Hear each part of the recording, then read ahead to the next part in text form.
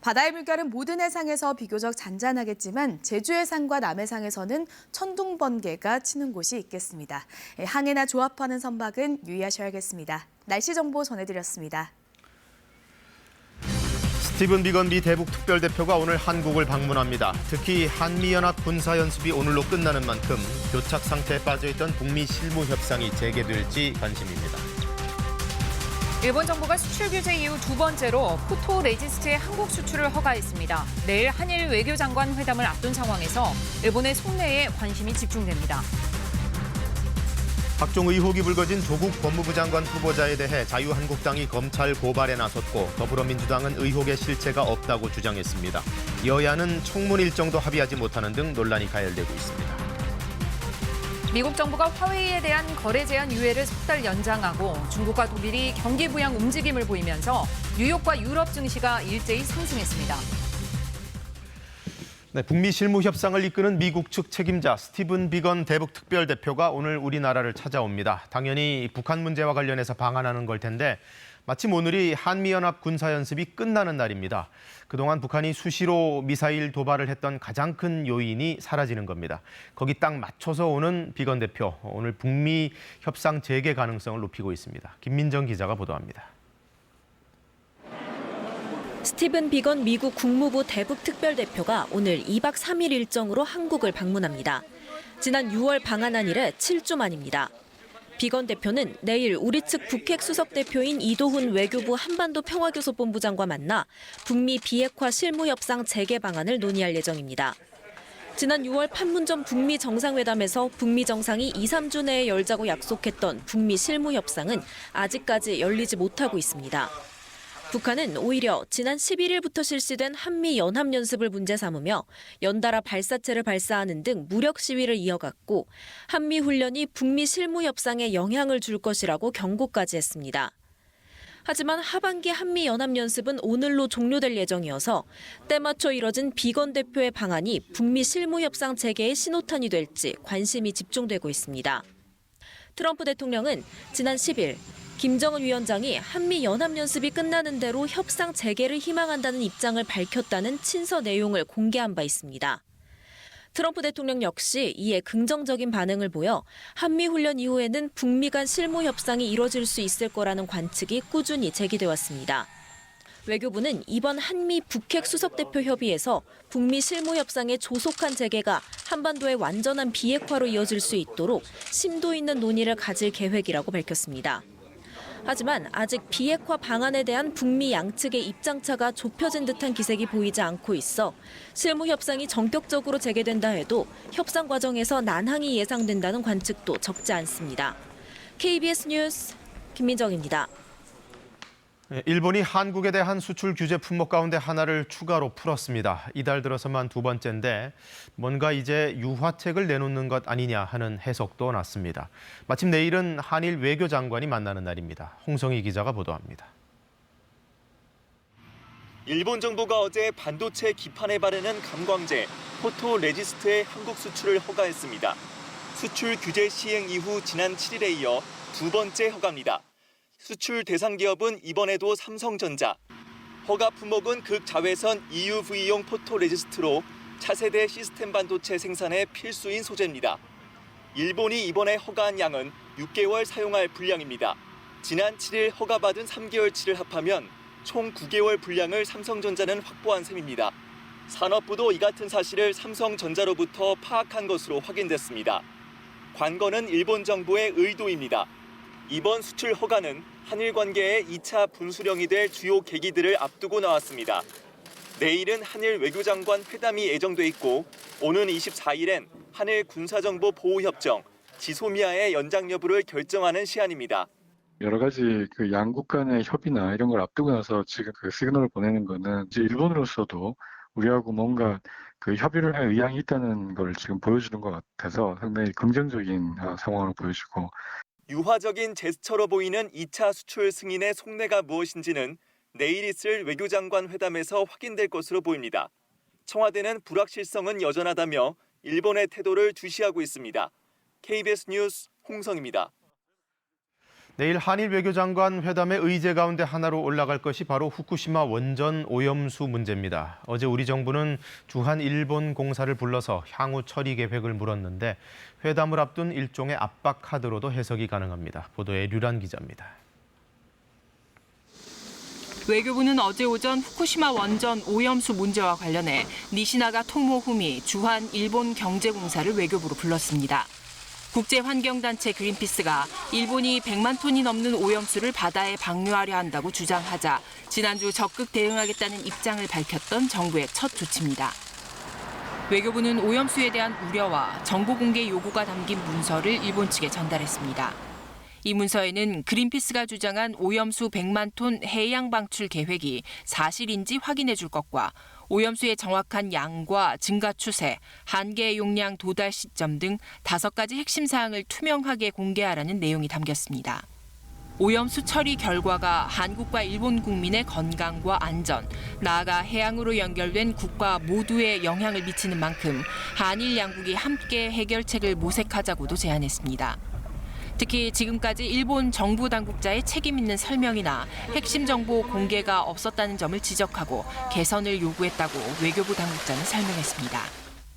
이에 대해 니시나가 공사는 환경단체의 주장은 현재 일본 정부의 입장과 다르다고 설명하고 오염수의 처리 방안과 시기는 아직 검토 중이며 저장 공간을 늘리는 방안도 고려 중이라고 답한 것으로 전해졌습니다. 우리 정부는 내일 중국에서 열릴 것으로 알려진 한일 외교장관 회담에서도 이 문제를 제기할 것으로 보입니다. KBS 뉴스 류란입니다. 조국 법무부 장관 후보자를 둘러싼 의혹들을 놓고 여야가 본격적으로 힘겨루기에 나서면서 인사청문회 일정은 어제도 잡지 못했습니다. 한국당은 대신 조 후보자를 검찰에 고발하는 등 총공세를 시작했고 민주당도 적극 대응에 나섰습니다. 안다영 기자가 여야의 공방 상황을 전해드립니다. 자유한국당은 우선 조국 후보자를 검찰에 고발했습니다. 부동산 위장 매매 의혹과 운동학원 소송 의혹을 문제 삼은 겁니다. 검사 출신들이 포진한 조국 후보자 전담팀은 첫 회의에서 의혹을 쏟아냈습니다. 의학전문대학원생인 조 후보자 딸이 2차례 유급에도 1,200만 원 장학금을 받아 특혜 아니냐고 했고 조국 후보자의 재산은 56억, 이 중 예금이 34억이나 돼서 그에 따른 장학금 수혜 대상이 기본적으로 될 수 없습니다.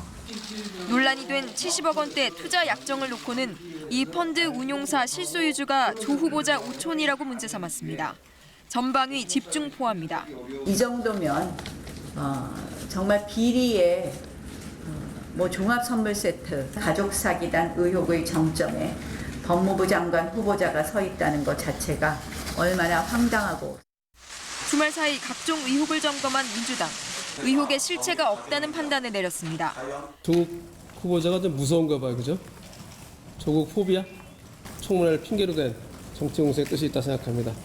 당대표부터 적극 대응을 주문했고 조 후보자 측도 딸 장학금은 1학기 유급당한 딸에게 지도교수가 학업 정진을 바라며 준 것으로 후보자가 관여한 바 없다고 의혹을 부인했습니다. 실체적 진실과는 많이 다릅니다. 청문회를 내일이라도 열어주신다면 즉각 출석하여 모두 하나하나 다 말씀드리겠습니다. 청와대는 법에 따라 이달 안에 인사청문회를 마쳐달라고 했습니다. 그러나 의혹 국면을 장기화하려는 한국당과 이에 맞서는 여당은 청문회 일정을 합의하지 못하고 있습니다. KBS 뉴스 안다영입니다. 사건 사고 소식입니다. 어젯밤 성동구의 한 아파트 옥상에서 불이 나 주민 수십 명이 한때 대피했습니다.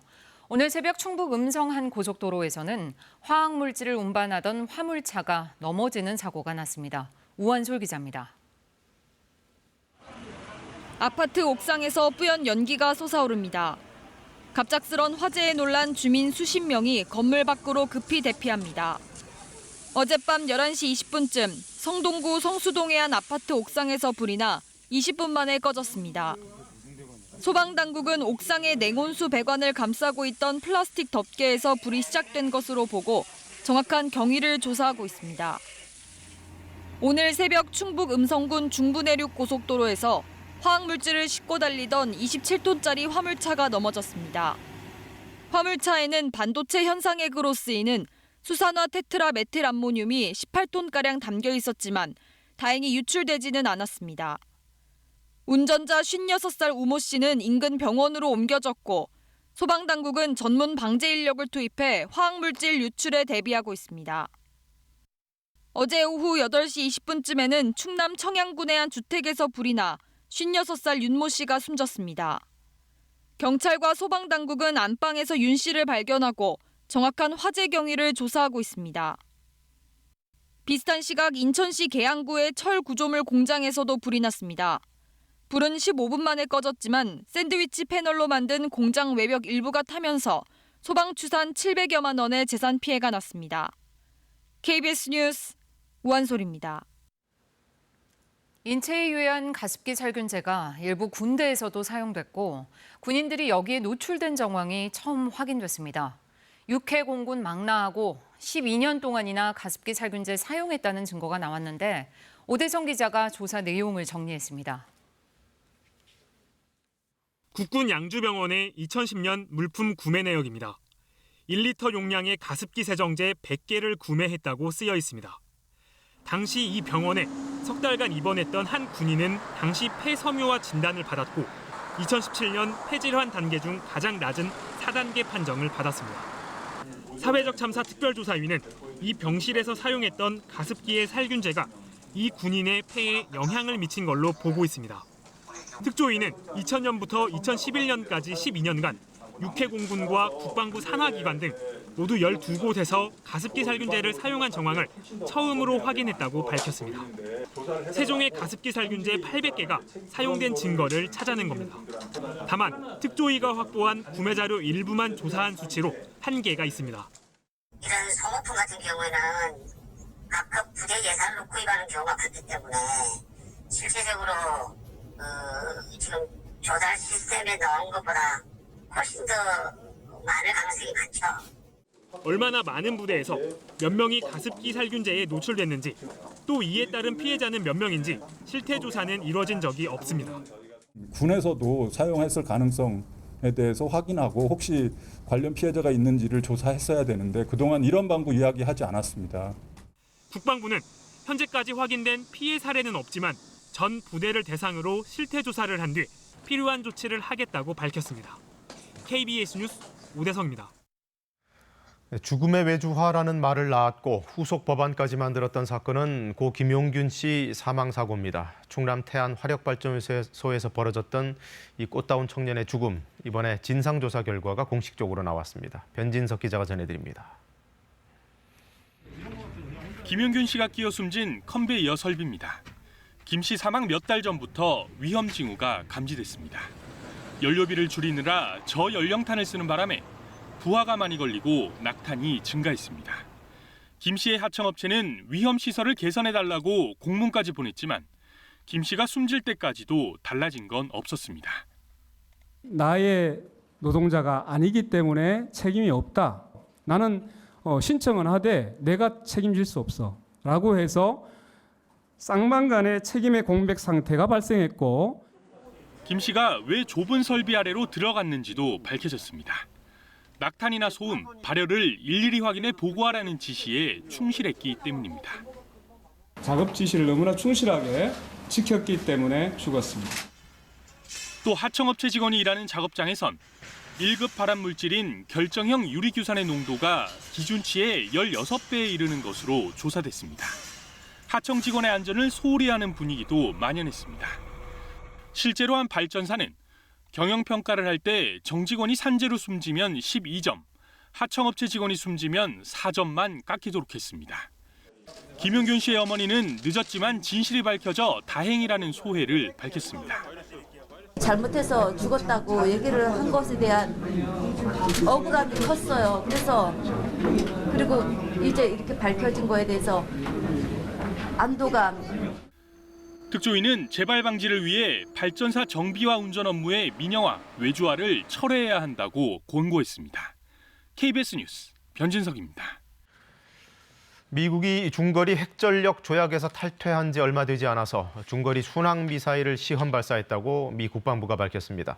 가뜩이나 미국이 아시아 지역에 중거리 미사일을 배치하려는 것 아닌지 일부 주변국들이 촉각을 곤두세우고 있는데 이번 실험도 그런 맥락에서 보는 시각이 많습니다. 워싱턴 서지영 특파원의 보도입니다. 지상 발사형 순항 미사일이 이동식 발사대에서 화염을 뿜으며 상공으로 치솟습니다. 현지 시간 18일 오후 2시 30분, 캘리포니아주 샌니콜러스 섬에서 발사된 순항 미사일입니다. 미 국방부가 홈페이지에 이 장면을 공개하면서 시험 미사일이 500km 이상을 날아 정확히 목표물을 맞췄다고 밝혔습니다. 수집된 정보는 미 국방부의 향후 중거리 미사일 능력 개발에 영향을 줄 것이라고 의미 부여를 했습니다.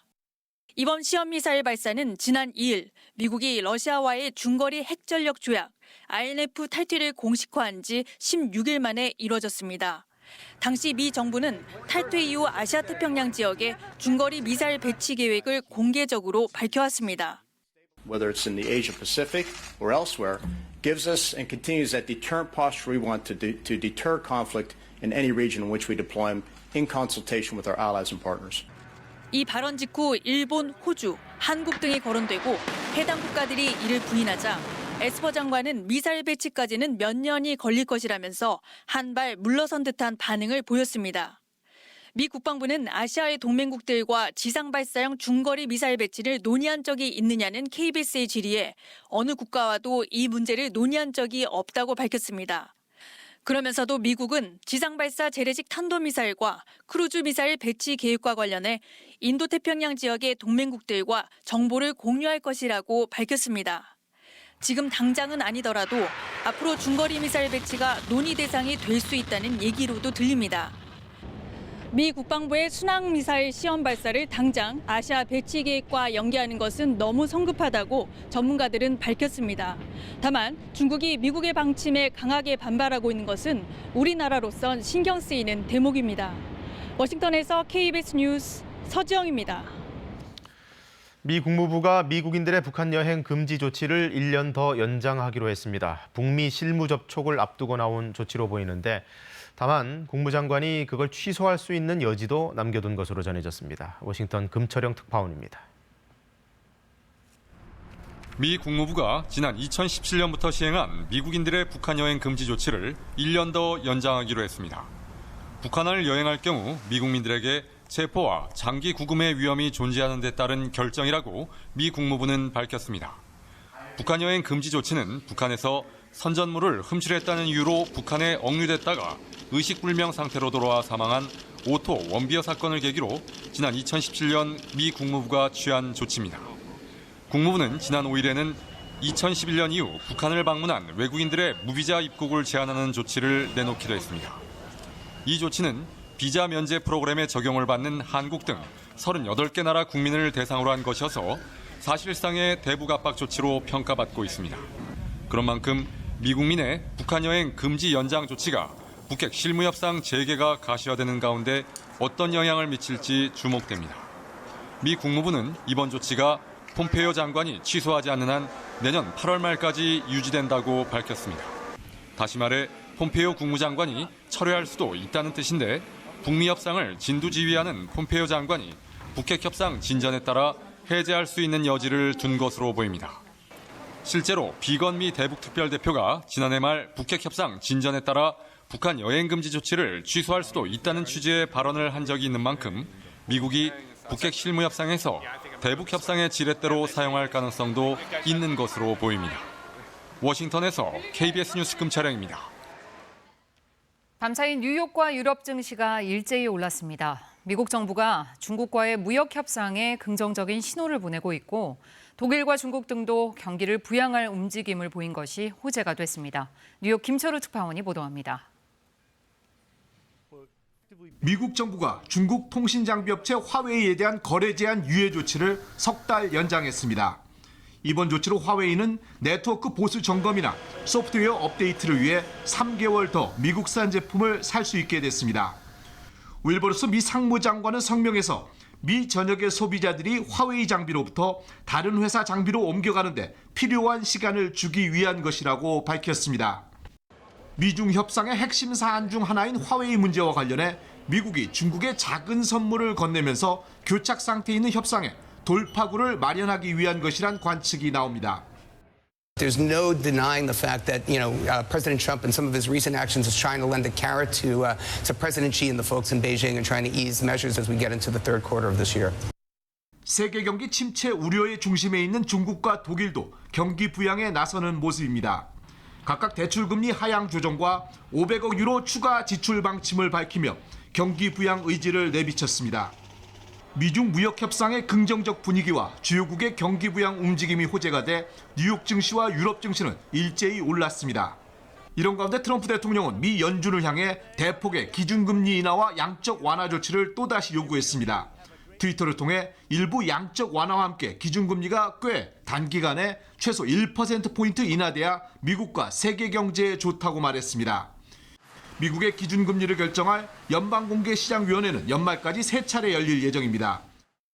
그만큼 오는 23일 세계 중앙은행 총재들이 모이는 잭슨홀 심포지엄에서 연설할 파월 연준 의장의 입에 시장에 관심이 집중돼 있습니다. 뉴욕에서 KBS 뉴스 김철우입니다. 네, 이른바 한강 몸통 시신 사건의 피의자는 경찰서를 직접 찾아가 자수를 하면서 검거됐습니다. 그런데 자기 발로 서울지방경찰청을 찾아간 피의자를 경찰이 다른 경찰서로 가라며 그냥 보낸 사실이 확인됐습니다. 경찰의 어이없는 대응을 박영민 기자가 취재했습니다. 한강 몸통 시신 사건의 피의자인 A씨는 지난주 토요일 새벽 서울지방경찰청 야간 안내실을 찾아갔습니다. 피의자 A씨는 자수를 하겠다고 말했고 당시 당직자는 무엇 때문에 자수하러 왔는지 물었습니다. 하지만 A씨가 강력 형사에게 이야기하겠다는 말만 되풀이하자 야간 근무자는 A씨에게 인근 종로경찰서로 가라고 말했습니다. 당시 안내실에는 의경 2명과 수사부서가 아닌 일반 부서의 경찰관 1명이 근무 중이었습니다. 안내실을 나온 A씨는 곧바로 택시를 타고 3분 뒤인 새벽 1시 4분쯤 종로경찰서에 도착했고 종로서 경찰들은 A씨를 살인 등의 혐의로 긴급 체포해 사건을 담당하는 경기 고양경찰서에 넘겼습니다. 논란이 된 건 자수를 하겠다는 민원인을 신병 확보도 없이 그대로 보냈다는 점입니다. 자칫 이번 사건이 장기 미제 사건이 될 뻔했다는 비판이 나옵니다. 경찰 관계자는 자수하러 온 민원인을 어떻게 처리할지 매뉴얼이 없다며 이번 일을 계기로 대응 시스템을 마련하겠다고 밝혔습니다. 한편 경찰은 이번 사건의 피해자 A씨의 신상을 공개할지 검토했지만 일단 A씨의 정신병력 여부와 DNA 감식 결과가 나온 뒤 추후 결정하기로 했습니다. KBS 뉴스 박영민입니다. 오늘은 서쪽 지역을 중심으로 폭염이 이어집니다. 선선한 동풍이 불면서 동해안 지역은 비교적 선선하겠는데요. 하지만 이 동풍이 태백산맥을 타고 넘어가면서 서쪽 지역의 기온을 끌어올리겠습니다. 오늘 한낮에 서울과 대전의 낮 기온이 33도, 광주는 32도가 예상됩니다. 현재 전국에 대체로 맑은 하늘이 드러나 있지만 영남 해안 지역으로는 약하게 빗방울이 떨어지고 있습니다. 오늘 밤까지 제주도와 남부지방은 차차 흐려지면서 비가 내리는 곳이 있겠고요. 내일 낮에는 중부지방으로도 비가 확대돼 내일은 전국에 비 소식이 들어 있습니다. 이 비는 모레까지도 이어지는 곳이 있겠습니다. 예상 강우량을 살펴보겠습니다. 제주도와 전남 남해안 그리고 경남 지역에는 50에서 많은 곳은 150mm 이상, 경북 지역과 호남 지역에는 30에서 120mm 이상의 비가 예상됩니다. 중부지방은 내일 5에서 40mm의 비가 내리겠습니다. 오늘은 대체로 맑겠는데요. 하지만 오전까지 남부지방과 제주도로는 일시적으로 미세먼지 농도가 높게 나타날 수 있겠습니다. 현재 기온은 서울이 23.5도, 대구 24.9도로 어제 같은 시각보다 기온이 조금 낮습니다. 한낮에는 서울 33도, 광주 32도 예상되고요. 독도는 26도로 어제와 비슷하겠습니다. 날씨 정보 전해드렸습니다. 네, 직장 내 괴롭힘 방지 캠페인을 벌이면서 정부가 잘하고 있는 기업으로 예를 들었던 곳이 포스코였습니다. 그런데 실태는 사뭇 달랐습니다. 한 인턴 사원의 폭로, 허효진 기자가 들어봤습니다. 입에 담기 힘든 욕설이 난무하는 비난과 정강이를 발로 차려야 피하자 목덜미를 붙잡혔다는 내용까지 포스코 광양제철소 인턴 사원이었던 A씨가 노트에 적어놓은 공장 선배들의 괴롭힘 행위들입니다. 지난해 7월 부서에 배치된 이후 교육을 빙자한 선배들의 폭언은 일상이었다고 A씨는 말합니다. 이렇게 해봐, 걔는 못하면은 멍청 바로 욕부터 날라오니까. 욕설은 다른 직원들 앞에서도 버젓이 이뤄졌다고 합니다. 코드를 모르니까 목덜미를 끌고 가가지고 이렇게 앞에 나가가지고 사람들 다 보고 있었죠. 다 보고 있는데 멍청 이것도 안 써도 없냐고. 하지만 정규직이 되겠다는 생각에 모두 참아야만 했고 그 사이 마음은 차츰 병들어갔습니다. 내용에 그런 대로 살다 보니까는 병이 되더라고요. 회사 나가려고 하면은 지옥 같아 진짜. 자존심이 많이 상하고 자존감도 떨어지고. 이 같은 A씨의 주장에 대해 해당 공장 관계자는 사실이 아니라고 반박합니다. 그때 당시에 저희 시조는 그렇게 욕을 하는 사람 없습니다. 다 이제 나이 먹고 하는 사람들인데 무슨 욕을 그렇게 심하게 하겠습니까? 하지만 괴롭힘 피해를 호소하는 포스코 인턴 사원은 A씨뿐만이 아닙니다. 다른 제철소에 있던 피해자의 동기 역시 작업 도중 잦은 욕설과 함께 머리를 수차례 맞았다고 털어놨습니다. 견디지 못하고 결국 퇴사를 한 그는 포스코에서의 기억은 떠올리기도 싫다며 인터뷰를 거절했습니다. 오랫동안 포스코에서 진행되어 왔던 관행, 엄하게 규율을 잡고 그런 규율과 괴롭힘으로 어떤 후배를 가르쳐왔던 이런 관행을 그냥 묵인하는 과정에서 이런 피해자가 양산된 거기 때문에 최초 신고 때 이 문제를 절차에 따라서만 했더라도 포스코 내부 교육 자료에서는 업무를 가르치는 과정에서 인격을 모독하거나 비하하는 발언을 하는 것을 금지하고 있습니다. KBS 뉴스 허유진입니다. 최근 글로벌 임상실험 실패로 관련 업계에 충격을 줬던 업체가 있습니다. 바이오 기업 신라젠인데요.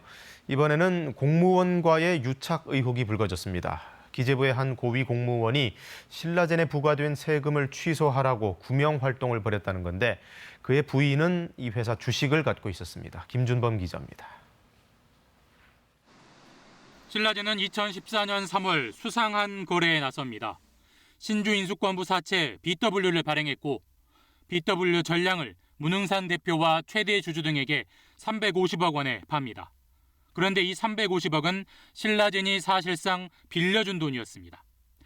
회사는 채권을 발행하고도 자금을 전혀 못 끌어왔는데 경영진은 자기 돈 안 들이고 신주 인수권을 얻는 결과였습니다.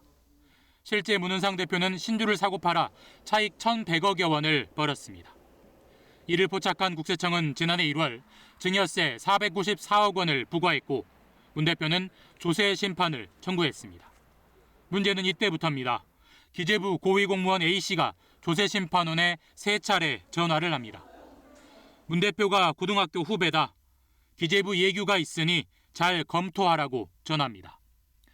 A씨가 말한 예규란 국세예규심사위원회가 신라젠 과세는 부당하다고 의결한 건데 A씨 자신이 위원장이었습니다. 감사원도 부당 청탁으로 보고 지난주 경징계 이상을 통보했습니다. 그런데 문제가 더 있었습니다. A씨의 부인이 지난해까지 3년간 신라젠 주식을 보유했고 주식 거래로 2천여만 원을 벌었던 것. 부인이 투자한 회사를 위해서 조세 심판에 개입했다는 이해충돌 의혹이 나올 수밖에 없습니다. 이에 대해 A씨는 자신의 업무와 무관하게 부인이 사적으로 신라젠 주식을 거래한 것일 뿐이며 예규심사위 개최 전에 주식을 대부분 팔았다고 해명했습니다. 간부 A씨는 경징계도 억울하다며 감사원에 재심을 청구했습니다. KBS 뉴스 김준범입니다. 최근 무차별적인 총기 난사 사건이 잇따랐던 미국에서 총기 테러를 계획하고 SNS나 문자 등으로 이런 사실을 공개한 남성들이 잇따라 체포됐습니다. 백인 우월주의자를 자칭한 20대 남성 집에선 실제 수백 발의 탄약의 소총까지 나왔고 또 한 남성은 최소 100명을 살해하겠다는 문자 메시지를 보내기도 했습니다. 미국을 경악해 한 체포 소식을 최동혁 특파원이 전해왔습니다. 작전용 소총과 대형 칼, 수백 발의 탄약에다 심지어 방독면까지 갖췄습니다. 미국 경찰이 백인 우월주의자를 자칭하는 한 20대 남성의 집에서 발견한 살상 무기들입니다. 이 남성은 최근 인근 유대인 센터에다 대규모 총격을 가할 계획을 소셜미디어에 올렸다고 경찰은 밝혔습니다. That kicked off a very intense investigation. He was charged initially right now with telephone communication harassment and aggravated menacing. 이 남성은 2년 전 유혈 폭력이 난무했던 샬럿츠빌에서 열린 백인 우월주의 집회에도 참석했습니다. I want a homeland for white people, and I think every race should have a homeland for their own race. 플로리다의 한 해변 상가에서 20대 남성을 경찰이 체포합니다. 이 남성도 최근 대량 살상 세계 기록을 깨뜨리고 싶다며 총기 난사 장소도 정했다는 문자를 전 여자친구에게 발송했습니다. We're going to set your bond at no bond. for the protection of the public given the threat to kill at least 100 people. 코네티컷 주에서도 대용량 탄창을 사려던 20대 남성이 체포됐고 그의 집에선 다량의 살상 무기를 압수했습니다. 최근 총기 난사 사건에 이어 미 전역에서 대규모 총기 테러를 계획한 남성들이 잇따라 경찰에 체포되면서 다시 총격 공포가 커지고 있습니다. 로스앤젤레스에서 KBS 뉴스 최동혁입니다. 아프리카 우간다에서 유조차 폭발 사고로 최소 10명이 숨졌다고 AP통신 등이 전했습니다. 현지 경찰은 우간다의 서부 지역 마을에서 유조차 한 대가 다른 차량 여러 대를 들이받은 뒤 폭발했다고 밝혔습니다. 최근 아프리카에서는 유조차 폭발로 인한 대형 인명사고가 잇따르고 있는데요. 지난 10일 탄자니아 동부에서는 유조차 한 대가 넘어진 뒤 폭발해 90여 명이 숨졌고 지난달 초 나이지리아 중부에서는 기름을 실은 트럭이 전복된 뒤 폭발했습니다. 이탈리아에서 절벽에서 추락해 숨진 프랑스인 유학생을 두고 늑장 대응 논란이 일고 있습니다. 현지 매체는 프랑스인 고티에 씨가 나폴리 인근에서 하이킹을 하다 추락하면서 두 다리가 부러져 긴급 조난 신고를 했지만 9일이 지난 뒤에 숨진 채 발견됐다고 전했습니다. 유족과 지인들은 이탈리아 구조당국이 늑장 수색에 나선 게 아니냐며 의문을 제기했습니다. 모스크바 상공의 화려한 불꽃놀이의 향연이 펼쳐지고 있는데요. 오페라 음악과 어우러져 밤하늘을 장식하는 불빛이 무척 아름답죠. 현지 시간 18일 러시아에서 열린 세계 불꽃 축제에 프랑스와 러시아, 이탈리아 등 8개 나라가 참가해 개성 넘치는 공연을 선보였습니다. 시민과 관광객들은 여린 밤을 수놓은 불꽃쇼에 시선을 대지 못했습니다. 지금 세계는입니다. 먹는 음식에 따라서 우울증 위험이 달라진다는 연구 결과가 나왔습니다. 라면과 쌀밥 같은 탄수화물 그리고 고기류를 많이 먹으면 이게 먹을 때는 기분이 좋은데 나중에 우울증 발병 위험을 높인다고 합니다. 박광식 의학 전문 기자가 전해드립니다. 이 남성은 일주일에 서너 번씩 라면을 즐겨 먹습니다. 먹을 땐 기분이 좋은데 먹고 나면 후회가 됩니다. 먹을 때는 맛있지 먹고 나면은 속 더부룩하고 괜히 먹었다는 생각이 들고요. 안 좋긴 안 좋습니다. 실제 라면이나 쌀밥 같은 탄수화물을 먹으면 혈당이 급격히 올라가고 뇌에서 엔돌핀이 분비돼 기분이 좋아집니다. 그러나 금세 혈당이 떨어지고 공복감이 밀려오면서 기분이 저하됩니다. 이처럼 감정의 진폭이 크면 우울증에 취약해집니다. 고기 음식도 우울증과 연관이 있습니다. 육류를 자주 먹으면 장내 유산균이 줄어듭니다. 장내 유산균은 염증을 억제하는 물질을 분비하기 때문에 유산균이 줄면 몸의 염증이 심해집니다. 최근에는 장에서 염증 수치가 올라가면 뇌에도 영향을 미쳐 스트레스에 취약해지고 쉽게 우울증에 빠질 수 있다는 연구들이 나오고 있습니다. 조사 결과 빵, 라면, 쌀밥, 국수 같은 탄수화물과 육류 등의 섭취가 많은 사람은 적게 먹는 사람보다 우울증 위험이 65% 높았습니다.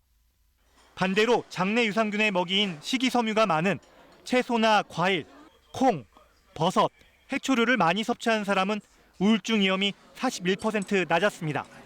먹는 음식이 비만 같은 신체 질병뿐 아니라 정신 건강에도 영향을 미치는 만큼 탄수화물과 육류는 적당히 균형 있게 먹어야 좋습니다. KBS 뉴스 박광식입니다. 인간의 숭고한 의지를 보여주는 해외 토픽입니다. 교통사고로 한쪽 다리를 잃은 베네수엘라 남성이 의족에 의지해 1년에 걸쳐 남미 대륙 14,000km를 걸어서 종단했습니다. 사고 당시 함께 장애를 입었던 딸과 어려운 처지의 이웃들에게 용기를 주기 위해서 이 도전을 감행했다고 합니다. 상파울루 이재환 특파원이 취재했습니다. 목발을 짚고 눈이 쌓인 도로가를 힘겹게 걸어가는 한 남성. 57살의 베네수엘라인 아란다 씨입니다. 한쪽 다리가 없는 아란다 씨가 베네수엘라를 출발한 건 1년 전.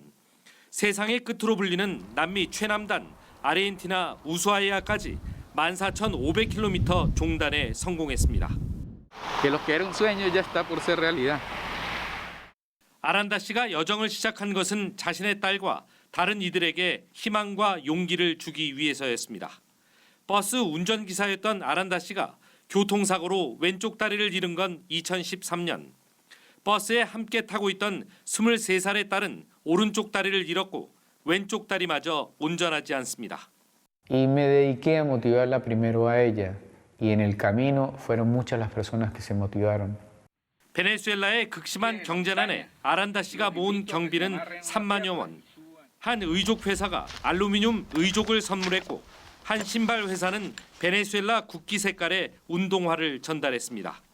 난미를 종단하는 동안 각국 국민들은 잠자리를 내주며 도전을 응원했습니다. Gracias a todos los que en el camino me ayudaron. Gracias a todos. Estoy en Ushuaia, el fin del mundo.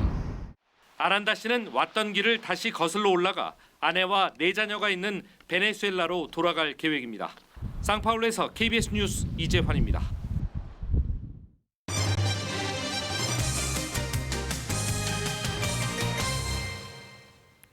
수도권 뉴스입니다. 한 지방의회 의원이 회의 도중 조직폭력발을 연상시키는 듯한 난동을 피워 파문이 일고 있습니다. 자신의 의견이 관철되지 않았다는 이유로 유리를 깨뜨려 자해소동을 벌이며 동료 의원들을 겁박하는 모습이 CCTV 화면에 고스란히 담겼습니다. 박재훈 기자의 보도입니다. 추경 예산안 심의가 한창인 충남 공주시 의회. 자유한국당 소속 이모 시 의원이 팔뚝에 문신을 드러낸 채 깨진 유리 조각을 들고 고함을 칩니다. 자해 소동까지 벌이며 동료 의원들을 겁박합니다. 분에 못 이긴 듯 유리 조각을 던져 파편이 튀면서 위원장 얼굴에 상처까지 났습니다. 유리 조각을 먹어버리겠다, 배를 그어버리겠다, 듣기에도 섬뜩한 협박과 욕설로 회의장을 일순간 공포 분위기로 몰아넣었습니다. 당시 상황은 의회 속기록에 고스란히 남아 있습니다. 이 의원은 본인이 낸 예산 삭감안이 예결위에서 관철되지 않자 불만을 품고 이 의사봉을 가져와 책상 유리를 내리쳐 깨트린 뒤 이 같은 소동을 벌였습니다. 이 의원은 공주의 한 중학교 태권도부에 비리 의혹이 있다며 관련 예산을 삭감했습니다. 그런데 당국의 감사에서 별 문제가 없는 것으로 조사돼 자신이 삭감한 예산이 다시 되살아나자 분을 참지 못하고 난동을 피웠습니다. 동료 의원들은 2시간 동안 회의장에 갇힌 채 공포에 떨었다며 이 의원 징계 요구안을 제출했습니다. 무슨 조폭 양아치 사무실에서 앉아있는 것 같지 우리가. 우약감이 구성이 돼서 겁나서 무슨 말을 할 수가 없을 정도로 굉장히 심한 상태였습니다. 난동의 당사자인 이 의원은 폭력 행위는 사과한다면서도 다수당인 민주당 횡포 때문이었다고 변명했습니다. 내 언행에 이런 행동에서는 죄송하다. 대신 한 달 동안 자숙하면 안 나오겠다 해서 안 나가고 있거든요. 자기네들이 깎거든 깎고 우리가 하는 건 하나도 반영이 안 되니까. 기초의원의 엽기적인 난동 사건이 벌어지면서 지방 의원들의 자질 논란이 또 불거지고 있습니다. KBS 뉴스 박정훈입니다. 대구의 한 놀이공원에서 일하던 20대 아르바이트생이 다리를 크게 다친 사고는 안전불감증이 빚어낸 인재였다는 지적이 나오고 있습니다. 경찰은 현장 안전수칙이 제대로 지켜졌는지 등에 대해 정밀 감식을 벌이고 있습니다. 박진영 기자의 보도입니다. 국과수 감식반원들이 사고가 난 놀이기구를 꼼꼼히 살펴보고 있습니다. 지난 16일 저녁 운행 중이던 이 놀이기구 바퀴에 24살 A씨의 다리가 끼어 절단되는 사고가 났습니다. A씨는 군 제대 이후 놀이공원에서 근무한 지 5개월밖에 안 된 비정규직 아르바이트생이었습니다. 탑승객들의 안전벨트 착용 여부 등을 확인하고 마지막 열차에 매달려 이동하다 추락해 사고를 당한 것으로 추정됩니다. 통상은 탑승객 안전을 확인하고 운전석으로 되돌아와야 열차 운행을 시작하게 돼 있지만 A씨가 열차에 매달린 채로 운행을 시작하는 바람에 사고가 난 것으로 추정됩니다. 따라서 경찰은 놀이공원 측의 안전수칙 준수 여부를 집중적으로 따져보고 있습니다. 안전교육이라든지 점검했는지 또 법상에 안전관리자를 선임했는지 관리를 어떤 식으로 하고 있는지 그런 자료들을 좀 분석을 하면서. 하지만 놀이공원 측은 안전수칙을 제대로 지켰다는 입장입니다. 열차에 올라타면 안 된다는 안전수칙만 A씨가 잘 지켰다면 사고는 없었을 것이라며 책임을 떠넘기는 듯한 주장입니다. 그러나 놀이공원 측이 만든 자체 안전수칙이 애초에 잘못 마련됐다는 지적이 나오고 있습니다. 안전사고 우려가 있는 놀이기구를 아르바이트생 혼자서 운영할 수 있도록 했기 때문에 사고를 방지할 수 없었다는 겁니다. 한 명이 돌릴 수 있는 기종이긴 합니다. 한 명만 이렇게 있었던 것이 마치 매뉴얼이 어긋난 것처럼 나오는 경우가 있던데. 경찰은 A씨의 상태가 호전되는 대로 피해자 조사를 통해 정확한 사고 경위를 밝힐 방침입니다. KBS 뉴스 박진영입니다. 이번에는 펜션 물놀이장에서 벌어진 사고 소식입니다. 10살 어린이가 튜브로 막힌 원통형 미끄럼틀 안에 갇혀 의식불명에 빠졌는데요. 안전요원은 있었지만 안전관리는 전혀 이루어지지 않았습니다. 김무 기자가 취재했습니다. 원통 미끄럼틀과 수영장 등 소형 물놀이 시설을 갖춘 펜션입니다. 지난 18일 낮 12시쯤 미끄럼틀을 타던 10살 박모양 등 3명이 원통 구조물의 중간에 갇혔습니다. 주변에 있던 어른들이 아이들을 서둘러 구조했지만 물을 많이 마신 박양은 의식을 찾지 못하고 있습니다. 사고의 원인은 박양이 들어가기 전 미끄럼틀에 걸려있던 지름 1m짜리 튜브 2개. 원통형 미끄럼틀에 지름보다 10cm 큰 튜브들이 막고 있어 박양 등이 빠져나오지 못한 겁니다.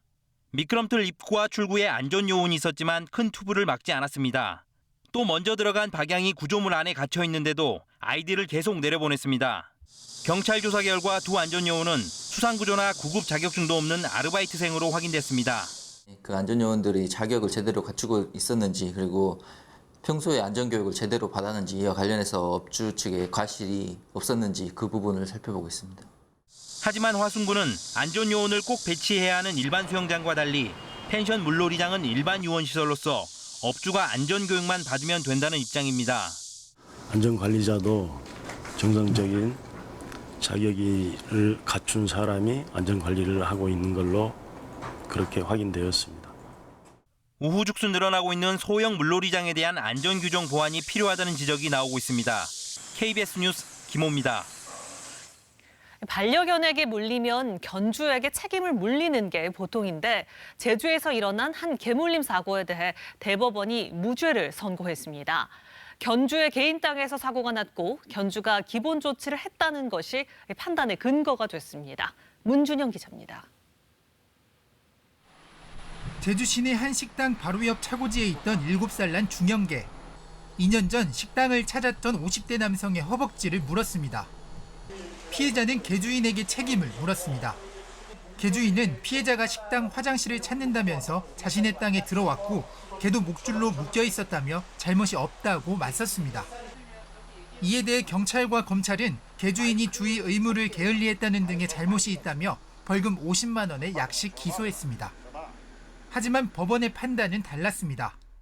목줄이 사유지를 벗어날 정도로 길지 않았고 식당 내부에 있는 화장실을 잘못 찾아 사유지를 무단으로 들어오는 경우까지 대비할 의무는 없다며 개주인에게 무죄를 선고한 겁니다. 대법원 무죄 확정까지 2년 넘게 걸렸습니다. 50만 원에 대하여 물려고 했지만 너무 억울해서 제가 정치판 청구를 했고 대법원까지 무죄 판결을 받았습니다. 이 사건 발생 장소 자체가 이제 공중에 통행이 가능한 곳은 아니었다라고 이렇게 판단을 했고 또 견주 같은 경우도 목줄의 길이를 너무 길게 해놓지 않았기 때문에 주의 의무를 다한 것으로 이렇게 판단이 되어가지고 최근 3년 동안 개에 물려 이송된 환자 수는 한 해 평균 2,200여 명. 울타리나 담으로 명확히 분리되지 않은 사유지에서 개를 키울 땐 목줄과 주의 표지판 등을 이용해야 사고나 분쟁을 줄일 수 있습니다. KBS 뉴스 문준영입니다. 네, 이 시각 현재 출근길 교통 상황 알아보겠습니다. 서울경찰청입니다. 안녕하십니까. 화요일 아침 교통정보입니다. 이륜차에 의해 소중한 생명을 잃는 안타까운 사고가 계속 발생하고 있는데요. 이륜차 운전자들은 반드시 안전모를 착용하시고 준법운전, 안전운전하시길 당부드립니다. 동부간선도로 창동교 부근 양방향 지체와 정체인 가운데 도심안 쪽으로 녹천교 부근까지, 그리고 중랑교에서 군자교 사이와 성동교 부근에서 밀리고 있습니다. 방변북로와 올림픽대로 모두 강 동쪽으로 행주대교부터 한강대교까지 긴 구간 더딘 흐름 보이고 있으며 남부순환로 양재 방면 신림역 부근에서 신호대기 행렬 늘어나고 있는 모습입니다. 미아로 기름사거리에서 삼양동 입구 사거리 사이는 아직은 수월한 출근길 되고 있습니다. 이어서 교통통제 및 혼잡 예상 정보입니다. 고용노동청 앞에서 오후 2시 30분부터 5시까지 집회 후 세종로를 거쳐 광화문 방향으로 2개 차로를 이용한 행진이 있을 예정이며 강변북로 반포대교에서 한남대교 사이 양방향 안전강화공사로 오전 9시부터 오후 3시까지 1개 차로가 부분 통제될 예정입니다. 교통정보였습니다.